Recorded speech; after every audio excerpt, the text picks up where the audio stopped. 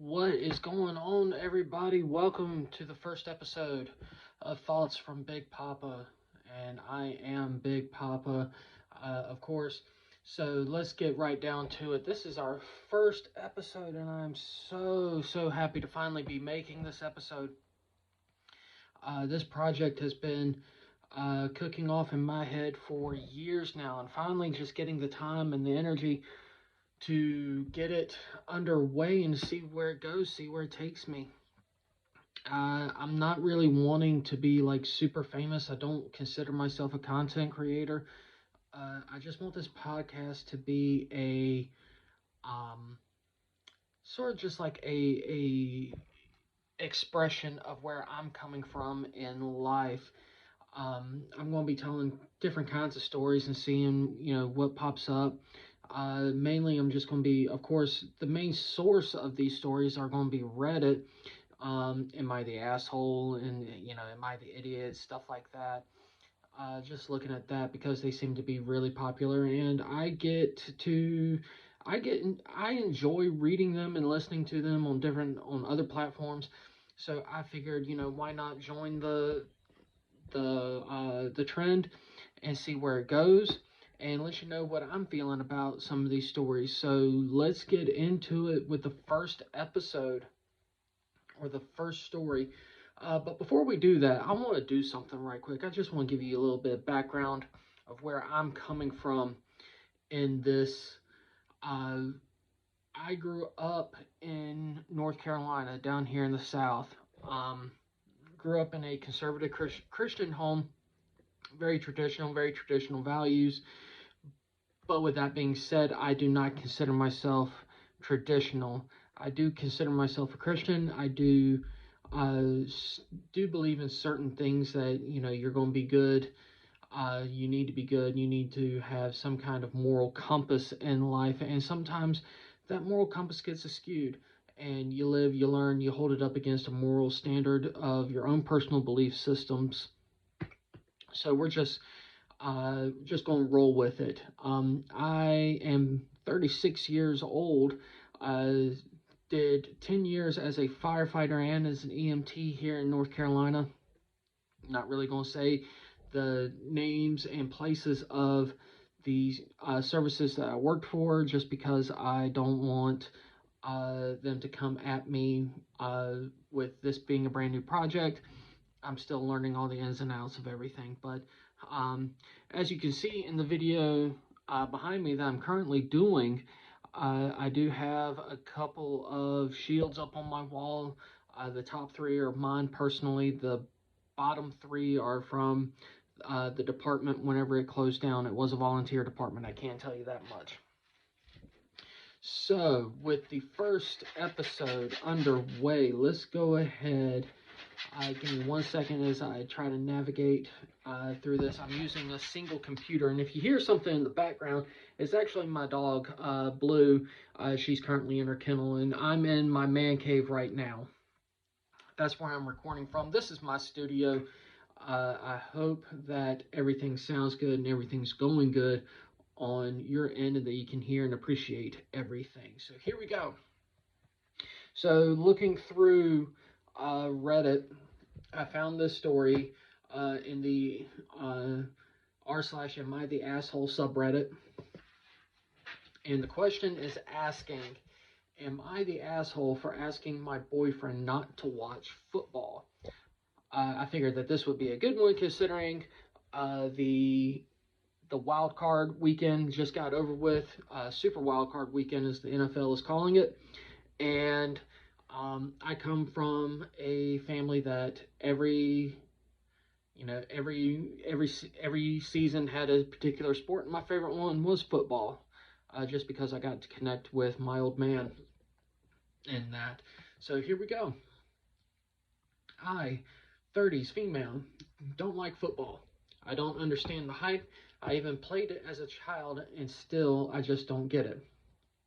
My boyfriend, 30 male, loves football, is a big part of who he is. For 6 months out of the year, I resign myself to knowing that I am going to lose him every weekend to his teams. This is really the only source of contention in our relationship, and things have gotten better. I watch it with him when I can, and when we aren't with each other, I have the score up on my phone so that I can try to stay informed.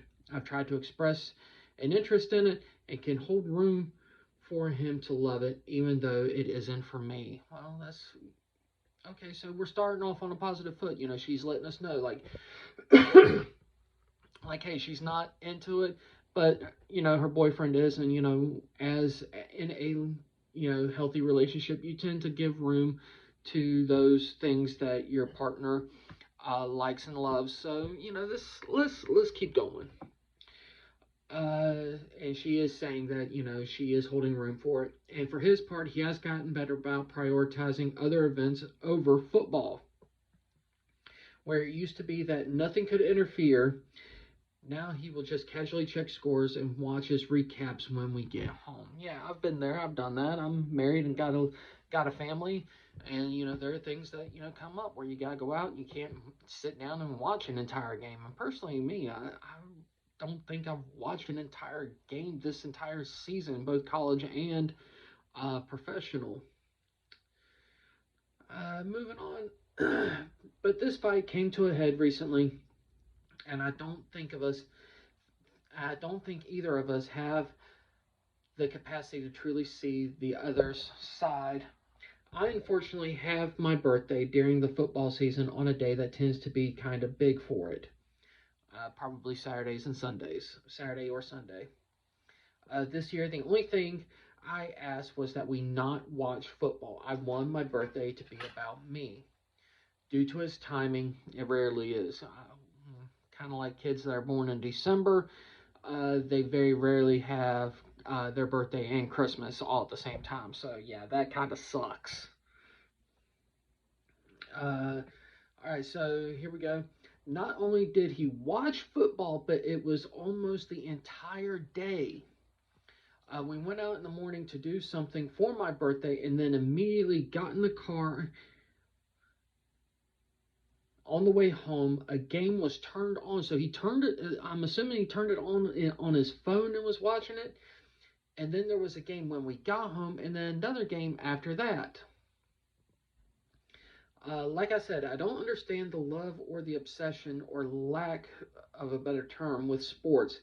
I don't get why missing a game is a huge deal. I wanted I wanted one day without it, just my birthday. I feel like I may be the asshole because it is a big part of his life, and I've known that for years, but I just can't comprehend it. Am I the asshole for asking him not to watch football on my birthday, or and for being upset that he did? All right, so there's a few edits here. American football, not true football. God, I hate that expression. To me, American football is the true football. Just call it soccer, y'all. Let's get it right. I am not asking him to watch to. I am not asking him to stop watching football completely. Out of the years we've been together, this is the first time I've ever asked him to take one day off. It wasn't playoff season yet. His team didn't really have a chance to make it to the playoffs. It would have required like three other teams to lose, and all those teams were slated to win. God, it sounds like the Washington Commanders. Like, Jesus Christ. Like, four and what? 4-15 this year? Like, Jesus, man. Yes, I am a Washington Redskins fan. Pardon my interruption there. Redskins, they will always be the Redskins to me. Okay, here we go. My birthday is on a holiday, and so the day I celebrate gets moved every year. I'd asked for no football this year to celebrate my birthday on the actual date by doing things I enjoy to do. I didn't plan anything because he said he had a surprise for me that day and told me not to plan anything. We went to a 2-hour show that morning, during which he did check the scores of the game, and we talked about it. Yes, I have compromised my hobbies for him. I'm a dancer, and I have given up paid shows to do things he's planned instead. This is not a deal breaker for me. It's the only true incompatibility we have, and I can deal with this one day, and can deal with this one day a year. But I'm used to giving up my birthday to the holiday, so I will adjust and move on if I have to. Okay, so holy cow, there's a lot to unpack here. All right, so word of caution, we are only getting her perspective on this. So let's dive into it.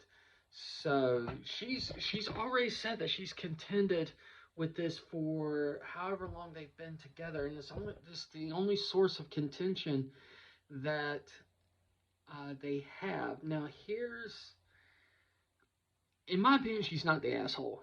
The guy is. The guy's the asshole because he is the one who is like, okay, you asked me not to watch football. Checking the scores is one thing, but dude, don't do it at the show that you are planning to take your girl out to. Like, first of all, who goes to a show in the morning? You know, no, that's not cool. And so 3 games back to back. Like, are you watching it just to watch it? And like, I get it. Like, to me, the reason she's not the asshole in this situation is mainly because she's giving up her birthday every single year because of the holiday that it closely falls to, and you can't, like I mentioned before, the guys or the kids that that are born in December. Holy cow, that is so, like, I can't imagine. My birthday's in the summertime, man. Like, everybody's, like, I'm expected to throw a pool party every year. But what do you do whenever your birthday's in December? You got, okay, I'm going to, like, hey, here's a $50 gift card to wherever. Oh, by the way, this counts as your Christmas present too. Like, okay, that feels like a slap in the face. Oh man. So yeah, like she said, it was the entire day that they're watching football, and it wasn't the playoff season. Like, come on, man, seriously. Um, and then she throws it in there like, yes, I have compromised my hobbies for him. I am a dancer, and I have given up paid shows to do things he's planned instead. Holy cow, you're giving up, like, I'm not assuming you're that kind of dancer, but you're giving up something that's bringing in money, that's helping you survive and, a livelihood, and you're giving that up to do things he wants instead, which I'm assuming is probably going to a sports bar and want to watch the football game. Just throwing that out there. Uh, you're not being the asshole, but you're being kind of stupid by doing that last little bit, compromising your hobbies, uh, being a dancer and being paid for it. I don't know much about the dancing world, but I do know that it's very competitive and very hard to get paying gigs, good paying gigs. So if you give most of those up, you're not going to last very long, and you're not going to have, if it's a primary job, you're not going to have it very long. If it's a side hustle, you're not going to get paid very well. So, in my opinion, darling, you are not, emphasis, not the asshole in this situation. So, with that being said, I think we've got time for one more. If I can get my computer here to work with me. Come on. Come on. You can do it. I believe in you.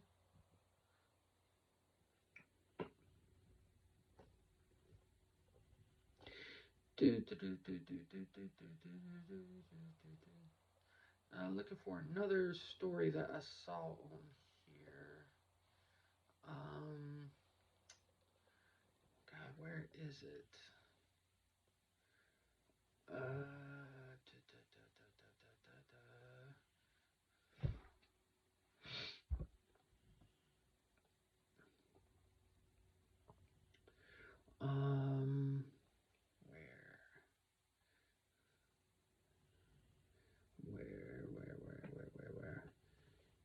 So, am I the... Oh, here we go. Alright, so the title of this one is Am I the Asshole for the Way I Punished My Son for What He Said About His Friend? And this comes from a throwaway account. So, obviously that means they don't want to be, you know, I guess, like I said, throwaway account. I, 36 male, have a son, 15 male, and a daughter, 17 female, and they have been friends with our neighbor, who I'll call Ron, 17 male, since childhood. Recently, my daughter and Ron were hanging out with a friend, and they walked into our house as they had left their friend's place. This was where the problem occurred. My son, who was at home with me, let out a big sigh after seeing Ron and asked why he was there. I was confused by what he meant. That's when my son vented about being tired of Ron's constant presence and made hurtful comments about his sexuality, being that Ron is gay. It was shocking because my son had never expressed any issues with the neighbor before and had always been close with him.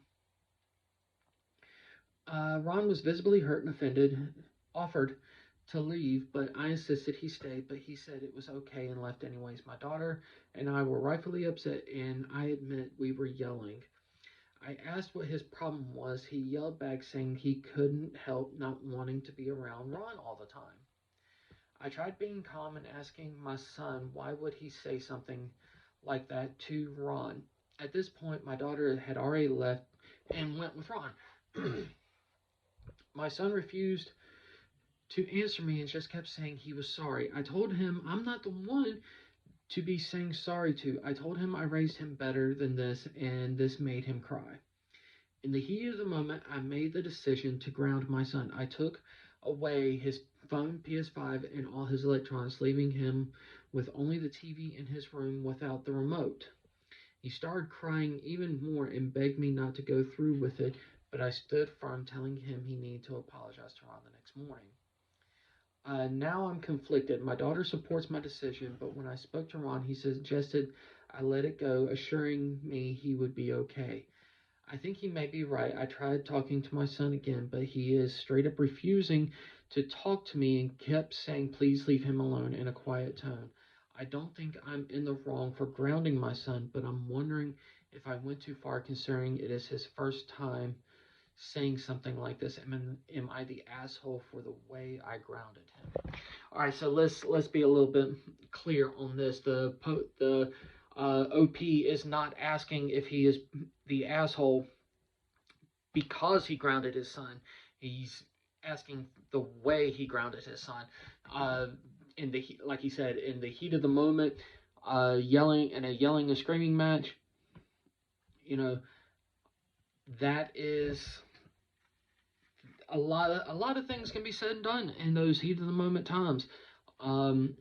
Quick story, from me personally. There was a time where I was 16 years old, and my dad was an old school truck driver, y'all. I mean, he had like he had that freakish old man strength. And me and him were arguing one day about my grades, which weren't very good, surprisingly. Sarcasm, sarcasm, sarcasm.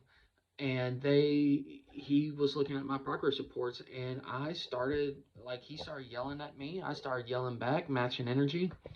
And he told me, he's like, boy, if you don't shut your mouth, I'm going to lay you flat on your back. And meanwhile, my mom is sitting or standing in the kitchen, just going about her business, letting us do it.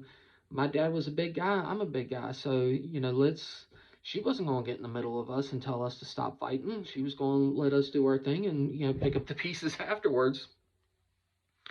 But, and I guess I had that last surge of prepubescent or puberty thinking, like, I can take it. I can back him down just with my words. And my dad was always the type that he was always sitting in his recliner, and it was just like, I found out that day that my dad wasn't tired or he wasn't lazy. He was resting. because what I intended to say is, old man, if you can get that old arthritic hand closed tight enough, go right ahead. But what actually came out was, old man, if you whack, and I wake up on my mom's brand new tile floor that we just had put in, asking, did anybody catch the number of that freight train that just hit me? And right here, if you can probably see it in the video where I'm pointing at, but it's right below my right eye. My dad clocked me and knocked me out, and I like straight back, bam, knocked me smooth out, as Steve Harvey would say. So yeah, I get it. Obviously things happen. So but I'm gonna say that, yeah, you, like, dude, you're not the asshole for grounding your kids, for saying something to Ron. Obviously he's living there too. He has, some kind of right to say, like, okay, can we set some boundaries and some times up when people can and can't come over. There's nothing here that says, that he was there literally all the time, but still, I can understand. But you cross the line whenever you say something about somebody's sexuality. That's crossing a huge line, especially in today's world, man. You gotta be careful with that. Um, so yeah, like, the dad says, I tried being calm, asking my son why he would say something like that. At this point, my daughter had already left. He refused to answer, just saying he was sorry. Well, guess what, dude? You hit that point where now it's time to man up, nut up, and shut up. Like, dude, you take it like a man and just say, okay, I don't know why I said it. I'm frustrated. I'm angry. I'm tired. I'm upset. I don't want him to be around. So, the daughter supports the decision. Of course she does, because it sounds like they're friends. She's got a gay best friend. Ron's saying that he's, cool with it. Like, hey man, I understand. He's probably heard it a lot, but that doesn't give it any excuse as to what's going on and why this is being said and done. The son straight up refuses to talk to him. I get there. I've been so mad with my parents that I just don't talk to them. Like right now, even I've gone no contact with my own mom over some stuff, and like, every time we start talking, it just ends up in a huge fight, and things get said. So yeah, I get it. I think that this, at this point, and this is what I have to do with my own daughter. Like, I get, I'm a truck driver by trade. My days start at 3:30 in the morning. I work out, I go to work, I work all day, come home, cook dinner, clean the house, help the kid with homework, and yet she wants to play. She wants to do all this stuff, and there are times where I snap at her, and I feel so bad afterwards. I'm like, oh my god, I did it again, y'all. And I make sure that I let her know. I'm like, I tell her, I'm like, I'm sorry, I should not have done that to you. You did not deserve that. All you're wanting to do is somebody to play with you, and I get it, baby. I really do. But that's no excuse for daddy to snap at you and to yell at you. Um, and I apologize to her, and I think that was one thing that, growing up, I wish my parents were wrong a lot of times, and it wasn't me just trying to um prove that they were wrong or anything, but rather that they were, I just wanted to hear them say I'm sorry and apologize. So yeah, that's pretty much the gist of it here. I think the son just wants to hear him say that he's sorry for the way he acted, not for being grounded. I think there's a lot of learning that needs to come out of this. So I'm gonna say no, or I'm gonna say, yeah, you are the asshole for the way you grounded your son, not foregrounding him and for the punishment that you gave him, but rather uh, the way you did it. So, like I said, that's just my thoughts and opinions on everything. I hope you guys have enjoyed this very first episode of Thoughts from Big Poppa. I'm going to try to get episodes out to you on the at least every other day, maybe going weekly, just to see how this goes and see what it's like, where we're going with this. So, with that being said, I hope everybody, like I said, I hope everybody has enjoyed this. I've enjoyed it, this very first episode. So, I will see you guys next time, and stay up, y'all. You're doing great.